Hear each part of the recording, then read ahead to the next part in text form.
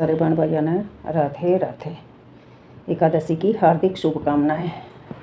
धर्मराज युधिष्ठिर कहने लगे कि हे महाराज, आपने फागुन शुक्ला एकादशी का महत्व तो बता दिया, अब आप कृपा करके मुझे चैत कृष्णा एकादशी का क्या नाम है, इसमें कौन से देवता की पूजा की जाती है और इसकी क्या विधि है। कृष्ण भगवान कहने लगे कि हे राजन, ये प्रश्न तो आपने बहुत अच्छा किया है संसार हित के लिए, तो आप सुनिए। यही प्रश्न एक समय राजा मंदाता ने लोमेश ऋषि से किया था। जो कुछ उन्होंने उत्तर दिया तो वही तुमसे कहता हूँ। लोमेश ऋषि कहने लगे कि हे राजन, इस एकादशी का नाम पाप मोचनी एकादशी है। अब मैं इसकी कथा सुनाता हूँ, सुनिए। प्राचीन समय में कुबेर का चैत्रथ नाम का एक वन था। उसमें गंधर्वों की कन्याएं किन्नरों के साथ विहार करती थी। वहाँ अनेक प्रकार के फूल खिल रहे थे। उसी वन में अनेक ऋषि तपस्या करते थे। स्वयं इंद्र भी चैत्र और वैशाख मास में देवताओं के साथ चैत और वैशाख मास में देवताओं के सहित आकर वहाँ क्रीड़ा किया करते थे। वहीं अपने आश्रम में मेधावी नाम के एक ऋषि भी तपस्या में लीन थे। वे शिव के भक्त थे। एक समय मंजू घोषा नाम की एक अप्सरा ने उनको मोहित करने का विचार किया। वह ऋषि के भय के मारे समीप नहीं गई, वरना दूर बैठकर वील या मधुर गीत गाने लगी। उस समय कामदेव ने भी मेधावी ऋषि को जीतने की चेष्टा की।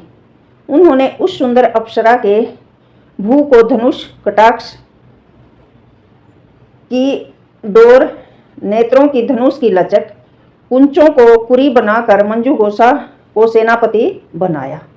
उस समय मेधावी ऋषि भी युवा और हष्टपुष्ट थे, साथ ही यज्ञोपवी तथा दंड धारण किए हुए थे, ब्रह्म तेज से युक्त थे। मंजू घोषा ऐसे सुंदर ऋषि को देखकर उनकी सुंदरता पर मुग्ध हो गई और अपने गीत, चूड़ियाँ और नूपुरों की झनकार तथा नृत्य कला द्वारा हाव भाव दिखाकर मुनि को रिझाने लगी।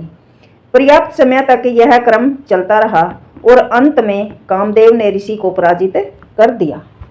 फलस्वरूप ऋषि मंजू घोषा के साथ रमण करने लगे और काम में इतने वशीभूत हो गए कि उन्हें दिन और रात का कुछ भी विचार नहीं रहा। इस प्रकार बहुत समय बीत गया। तब एक दिन मंजू घोषा कहने लगे, ऋषि जी, बहुत समय बीत गए, अब मुझे स्वर्ग जाने की आज्ञा दीजिए। मुनि ने कहा, आज इसी संध्या को तो आई हो, प्रातःकाल होने पर चली जाना। मुनि के ऐसे वचन सुनकर अप्सरा कुछ समय तक और रुकी। अंत में उन्हें पुनः मुनि से विदा मांगी तो मुनि कहने लगे, अभी तो आधी रात हुई है। अप्सरा ने कहा कि महाराज, आपकी रात तो बहुत लंबी है, इसका क्या परिणाम है? मुझे यहाँ पर आए कितने वर्ष बीत गए। उस अप्सरा की यह बात सुनकर मुनि को समय का ज्ञान हुआ तो विचार करने लगे कि इस अप्सरा के साथ रमण करते हुए हमको 57 वर्ष 9 महीने 3 दिन बीत गए। तब वह उनको काल के समान प्रतीत हुआ। अत्यंत क्रोधित होने पर मुनि की आंखों से ज्वाला उत्पन्न होने लगी और कहने लगे कि मेरी कठिन परिश्रम से एकत्रित की गई तपस्या को तूने नष्ट कर दिया है।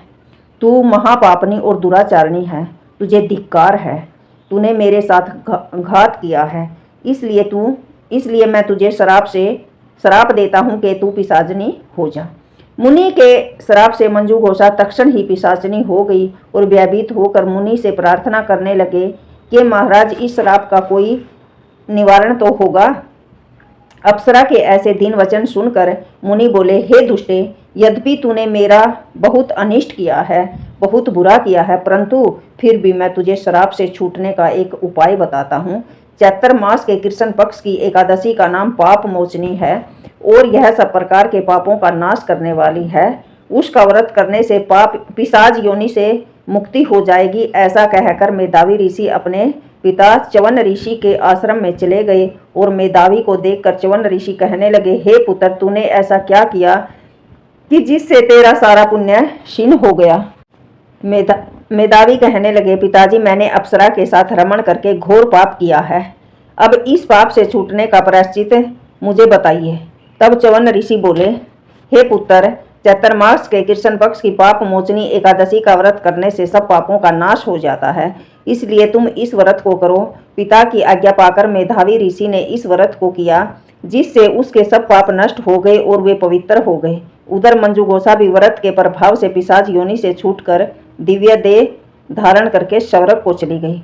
लोमेश ऋषि कहने लगे, हे राजन, पाप मोचनी एकादशी के व्रत को करने से सब पाप नष्ट हो जाते हैं। इस कथा को पढ़ने या सुनने से हजारों गोदान का फल प्राप्त होता है और व्रत में ब्रह्म हत्या, गर्भपात, बाल हत्या, सुरापान, स्त्री से प्रसंग आदि सब पाप नष्ट हो जाते हैं। जो भी इस कथा को सुनेगा उसे स्वर्ग की प्राप्ति होगी। इसका जो व्रत करेगा, और कथा सुनने वाले का भी भला और कहने वाले का भी परमात्मा भला करिए।